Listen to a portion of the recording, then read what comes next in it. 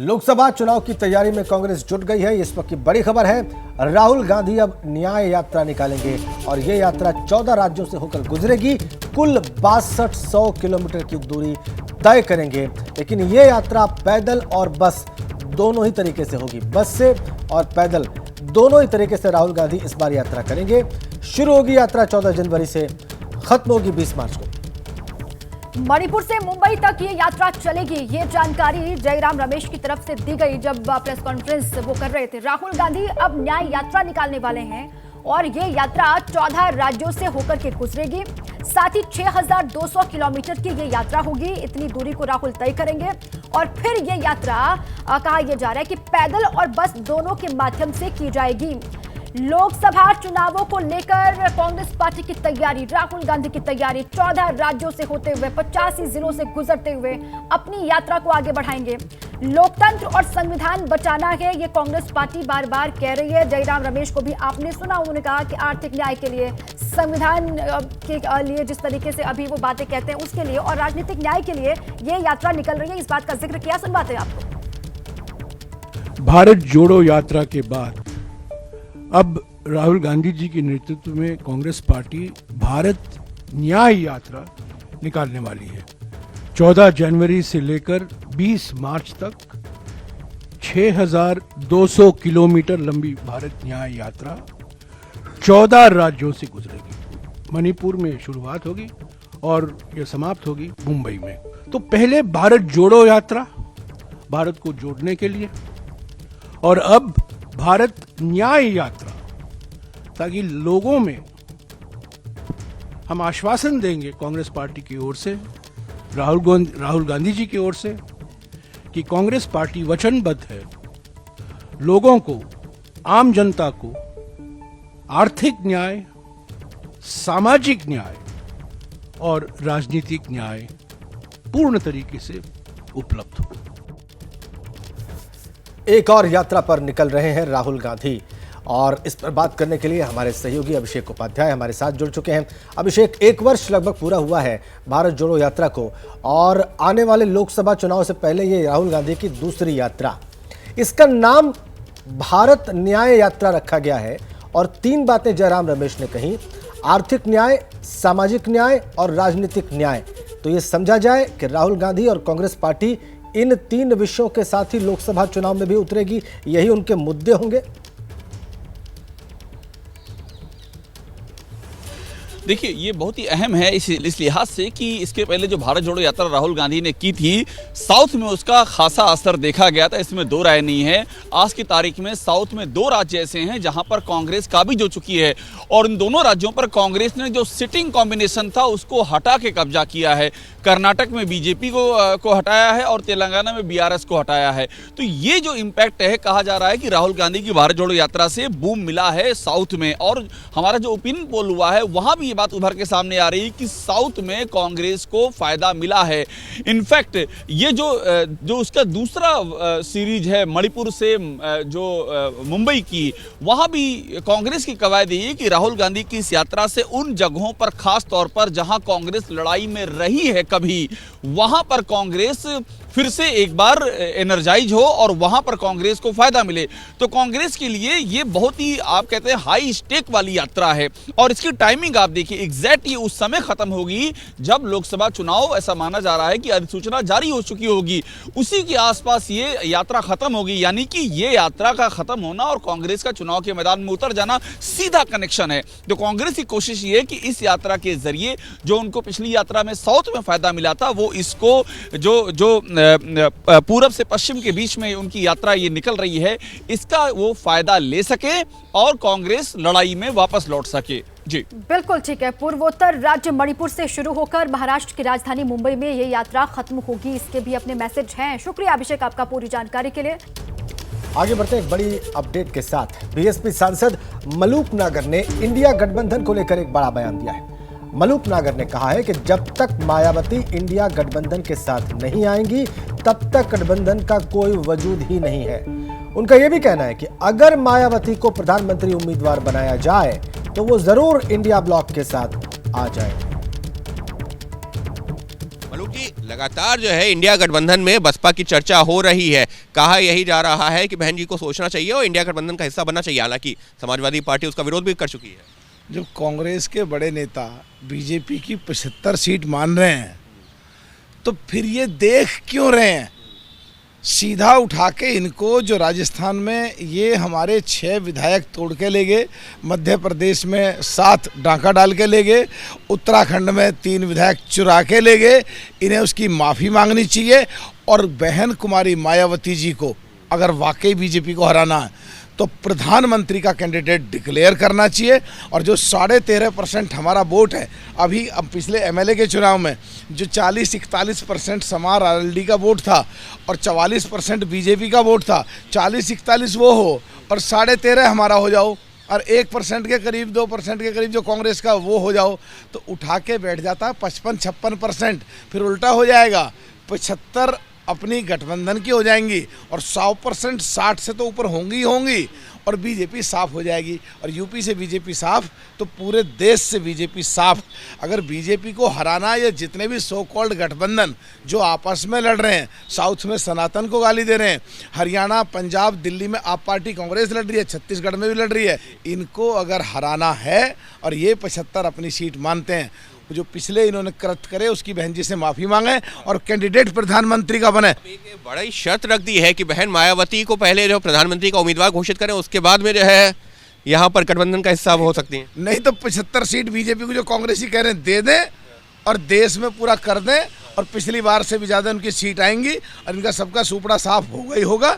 और हमारी अहमियत और हमारा एहसास अब जाकर के हुआ है सब लोगों को। अगर प्रधानमंत्री का चेहरा घोषित नहीं किया जाएगा तो फिर नहीं आएंगी, ये आप साफ तौर। ये तो केवल और केवल अधिकार कुमारी बहन मायावती को है। हम तो केवल ये कह रहे हैं कि इससे संभावनाएं इमीडिएट खुलने का नज़र आता है और बहन जी ऐसी हैं, उनसे कोई गलती कितना ही कर दे एकदम साफ दिल से मांग कर देती हैं और एक रास्ता नया खुलेगा। लेकिन ये तो मानसिकता इनकी दूसरी है। बीएसपी को और कुमारी बहन मायावती जी को दूसरी मानसिकता से देखते हैं। इन्हें तो अपना नाश तो करना है ही है आने वाले चुनाव में। अगर ये वाकई में एक है तो आए, माफ़ी मांगे, कुमारी बहन मायावती को प्रधानमंत्री डिक्लेयर करें। मुझे पूरी उम्मीद है कुमारी बहन मायावती सार्थक और पॉजिटिव होकर सोचेंगी और चुनाव का फिर मजा आएगा एकदम। आप देख रहे हैं एबीपी रिपोर्टर। मंगलवार शाम इजरायली एम्बेसी के पास पृथ्वीराज रोड पर संदिग्ध धमाके के बाद पुलिस और सुरक्षा एजेंसियां जांच में जुटी हुई हैं। इससे जुड़ी बड़ी खबर यह है कि एनआईए की टीम घटनास्थल पर मौजूद है। जांच के दौरान वहां पर पुलिस के हाथ कुछ अहम सुराग भी लगे हुए हैं। कहा जा रहा है सीसीटीवी फुटेज में पुलिस को 2 संदिग्ध वहां पर नजर आए हैं। ये बड़ी खबर। तस्वीरें आप देख लीजिए, एनआईए की टीम और पुलिस की टीम दोनों वहां पर, और इजरायली एम्बेसी के पास ये संदिग्ध धमाका हुआ, उसी मामले में जांच करने के लिए एनआईए की टीम वहां पर पहुंची है। इजरायली दूतावास के नजदीक हुए धमाके की जांच के लिए जो एनएसजी की फॉरेंसिक टीम है और जो बॉम्ब डिस्पोजेबल स्क्वाड है वो मौके पर पहुंची है। और आप देखिए जो फॉरेंसिक की टीम है वो किस तरीके से अपने हाईटेक इक्विपमेंट से जो आसपास से जो एग्जिबिट्स हैं इस धमाके को लेकर उसकी पड़ताल करने में जुटी है कि ये जो धमाका था किस तरह का था, किस तरह के जो केमिकल्स हैं उसका इस धमाके में इस्तेमाल किया गया। क्योंकि देखिए जो यहाँ पर आपको एनएसजी की जो टीम काले कपड़ों में नजर आ रही है, ठीक इसी जगह पर यह धमाका हुआ था और उसके नज़दीक ही यहाँ से जो सैंपल्स हैं उसको अब कलेक्ट किया जा रहा है, जो कि बेहद अहम होंगे इस पड़ताल को आगे बढ़ाने के लिए कि किस तरह का जो धमाका था, किस तरह के केमिकल्स थे, किस तरह के चीज़ों का इस्तेमाल किया गया। उसी की पड़ताल के लिए फ़िलहाल जो फॉरेंसिक टीम है उसको, एनएसजी की जो फॉरेंसिक टीम है उसको मौके पर बुलाया गया है और फिलहाल एनआईए, एनएसजी की बीडीएस टीम, फॉरेंसिक टीम और जो दिल्ली पुलिस है इस पूरे मामले की जांच में जुटी हुई है। कैमरामैन राजेंद्र के साथ वरुण जैन, एबीपी न्यूज़, दिल्ली। वरुण जैन इस वक्त हमारे साथ सीधा कनेक्ट है। वरुण, ये तफ्तीश कहां तक पहुंची वहां पर? देखिए मामला बेहद संदिग्ध है। जो ब्लास्ट है उसकी आवाज़ 100 मीटर से भी जो दायरा है उससे दूर तक सुनाई दी गई थी। आप देखिए एनएसजी की टीम है, एनआईए की टीम है, उसको मौके पर बुलाया गया है। जो फॉरेंसिक की टीम है वो डॉग स्क्वाड्स की मदद से जो कुछ एग्जिबिट्स है वो यहाँ से उन्होंने सैंपल्स कलेक्ट किए हैं, जिनको आगे फॉरेंसिक जांच के लिए भेजा जाएगा कि जो ये धमाका था संदिग्ध ये किस तरीके का था, क्या कोई केमिकल ब्लास्ट था। लेकिन जिस तरीके से घटनास्थल से कुछ ही दूरी पर एक चिट्ठी मिली है जो कि इजराइल एम्बेसडर को संबोधित करते हुए लिखी गई है और उसके अंदर जो गलत भाषा है उसका इस्तेमाल किया गया है, एब्यूजिव लैंग्वेज का इस्तेमाल किया गया है, तो कहीं ना कहीं इस और इशारा कर रहा है कि एक बड़ी आतंकी साजिश भी हो सकती है। 2 संदिग्ध सीसीटीवी में जरूर नजर आए हैं, उनका जो रूट मैप है उसको खंगाला जा रहा है। 5000 से ज्यादा नंबर की ठीक है वरुण, वहां पर आतंकी कोई कनेक्शन भी हो सकता है, इससे भी जांच एजेंसियां जो है इस एंगल से भी जांच पड़ताल कर रही है। आप लगातार नजर बनाए रखें। बहुत शुक्रिया आपका ताजा जानकारी के लिए। भारत जोड़ो यात्रा के बाद राहुल गांधी करेंगे भारत न्याय यात्रा। 14 जनवरी से 20 मार्च तक मणिपुर से मुंबई तक की यात्रा करेंगे। 16 राज्यों और 85 जिलों से होते हुए 6200 किलोमीटर की यात्रा होगी।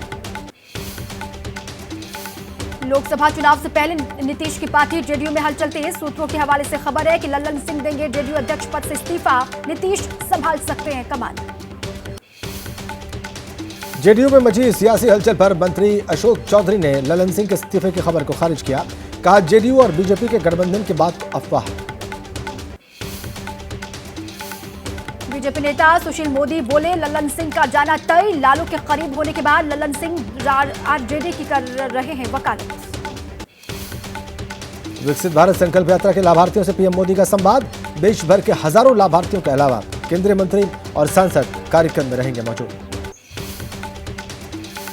पीएम मोदी मुख्य सचिवों के तीसरे राष्ट्रीय सम्मेलन की करेंगे अध्यक्षता। आयोजन का मुख्य विषय ईज ऑफ लिविंग। बंगाल में गृह मंत्री अमित शाह का ममता बनर्जी पर बड़ा प्रहार। सीएए पर लोगों को गुमराह करने का आरोप लगाया।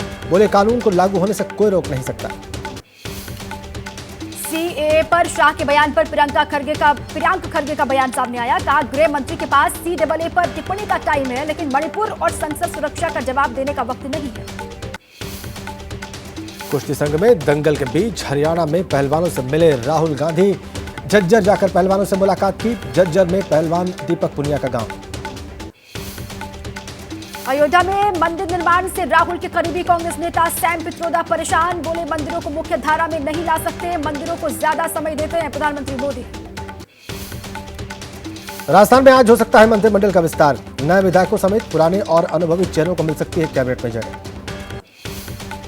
दिल्ली एनसीआर में आज सुबह से ही घना कोहरा। सफदरजंग के पास विजिबिलिटी 50 मीटर, एयरपोर्ट पर 125 मीटर है विजिबिलिटी। घने कोहरे के चलते ट्रैफिक की रफ्तार पड़ी सुस्त। यूपी के रायबरेली में घने कोहरे के चलते दर्दनाक हादसा। ट्रैक्टर और अन्य वाहनों की टक्कर में एक की मौत, कई लोग घायल। कोहरे की वजह से आगरा कानपुर नेशनल हाईवे पर बड़ा हादसा हुआ। करीब 1 दर्जन से ज्यादा गाड़ियां आपस में टकराई, कई लोग घायल, एक की जान गई। कोहरे के चलते यमुना एक्सप्रेसवे पर बड़ा हादसा। नोएडा से आगरा की ओर जाने वाली लेन पर 12 वाहन एक दूसरे से टकराए। हादसे में कई लोग घायल। दिल्ली में घने कोहरे का रेल और हवाई यातायात पर असर पड़ा। कई ट्रेन अपने निर्धारित समय से लेट चल रही है। उड़ान पर भी असर देखा जा रहा है। पंजाब के कई इलाकों में शीतलहर का सितम। अमृतसर में आया घना कोहरा। विजिबिलिटी कम होने से लोगों को वाहन चलाने में परेशानी। तापमान में भी गिरावट। झारखंड में सर्दी का सितम। शीतलहर के चलते प्रदेश के सभी स्कूल 31 दिसंबर तक के लिए बंद कर दिए गए हैं। पारा गिरने की वजह से प्रचंड ठंड का लोग कर रहे हैं सामना। दिल्ली के चाणक्यपुरी में इजरायली एम्बेसी के पीछे खाली पड़े प्लॉट में हुआ धमाके के बाद पुख्ता सुरक्षा व्यवस्था। स्पेशल सेल को मौके से मिला एक लेटर। इलाके की सुरक्षा बढ़ी। दिल्ली में इजरायली एम्बेसी के पास हुए संदिग्ध धमाके की जांच के लिए एनआईए की टीम वहां पर पहुंची। कल फॉरेंसिक टीम ने इकट्ठा किए थे वहां से सबूत। जम्मू कश्मीर के श्रीनगर में लावापोरा इलाके में मिला संदिग्ध गैस सिलेंडर। बम स्क्वाड को तलाशी में मिला आईईडी। विस्फोटक को डिफ्यूज किया गया। आज लखनऊ में बीजेपी की अहम मीटिंग। 2024 चुनाव को लेकर मंथन होगा। मीटिंग में प्रदेश अध्यक्ष भूपेंद्र चौधरी, महामंत्री संगठन धर्मपाल सिंह समेत पार्टी के सभी पदाधिकारी वहां पर होंगे शामिल। लोकसभा चुनाव की तैयारियों पर कांग्रेस में मैराथन मंथन। राहुल ने अनुशासनहीनता को लेकर पंजाब के नेताओं को चिताया। आज आंध्र प्रदेश और हिमाचल प्रदेश कांग्रेस नेताओं के साथ बैठक। दिल्ली में पंजाब कांग्रेस नेताओं के साथ आगामी चुनाव की तैयारियों पर मंथन हुआ, तो बिहार कांग्रेस नेताओं के साथ राहुल गांधी और खड़गे की मीटिंग। दिल्ली में हुई बिहार कांग्रेस नेता की बैठक पर अखिलेश प्रसाद सिंह का बयान, कहा सीट बंटवारे पर 29 दिसंबर को मीटिंग में होगी चर्चा, कांग्रेस करेगी ज्यादा से ज्यादा सीटों पर चुनाव लड़ने का प्रयास। लोकसभा चुनाव के लिए बीजेपी ने कसी कमर, बीजेपी ने किया पश्चिम बंगाल के लिए चुनाव प्रबंधन कमेटी का ऐलान, 15 सदस्यीय चुनाव प्रबंधन टीम का गठन किया गया है, टीम में 5 केंद्रीय नेता भी शामिल। सीएम योगी आदित्यनाथ का प्रयागराज दौरा आज, कुंभ और माघ मेले की तैयारियों का लेंगे जायजा, संगम क्षेत्र में किला घाट और अक्षयवट के पास हो रहे निर्माण कार्यों का भी निरीक्षण करेंगे। स्वामी प्रसाद मौर्य के बयान पर बोली डिंपल यादव, कहा यह स्वामी प्रसाद मौर्य के निजी विचार हैं, समाजवादी पार्टी का इससे कोई लेना देना नहीं है। आज से शीतकालीन चारधाम यात्रा पर शंकराचार्य स्वामी अविमुक्तेश्वरानंद, इतिहास में पहली बार कोई शंकराचार्य करेगा शीतकालीन चारधाम यात्रा। जम्मू कश्मीर के राजौरी में रक्षा मंत्री राजनाथ सिंह का दौरा, जिसके मद्देनजर सुरक्षा व्यवस्था चाक चौबंद की गई है। दिल्ली के कर्तव्य पथ पर गणतंत्र दिवस परेड में रिहर्सल हुई, ठंड और कोहरे के बीच प्रैक्टिस जारी। अयोध्या में आज मंदिर ट्रस्ट की तरफ से पत्रकारों को नवनिर्मित मंदिर में ले जाया जाएगा, पहली मर्तबा अयोध्या का भव्य राम मंदिर कैमरे में कैद होगा। 15 जनवरी से शुरू होगी मुंबई से अयोध्या तक सीधी फ्लाइट, 30 दिसंबर को प्रधानमंत्री मोदी करेंगे इंटरनेशनल एयरपोर्ट का लोकार्पण, इंडिगो एयरलाइंस ने ऐलान किया।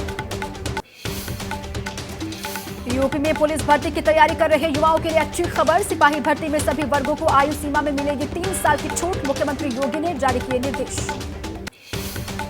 देश में फिर से बढ़ रहे कोरोना के मामले, बीते 24 घंटे में कोविड के 412 नए मामले सामने आए और बीते 24 घंटे में कोरोना से 3 लोगों की मौत की भी खबर। कोरोना की दहशत के बीच आ रहा है नया साल, एक्सपर्ट ने दी है जश्न के साथ एहतियात बरतने की सलाह। मुंबई के कोरोना के बढ़ते मामलों को लेकर अलर्ट, स्टाफ को मास्क लगाना अनिवार्य किया गया। मलेशिया, सिंगापुर और केरल की ट्रैवल हिस्ट्री वाले लोगों को RT-PCR करना जरूरी।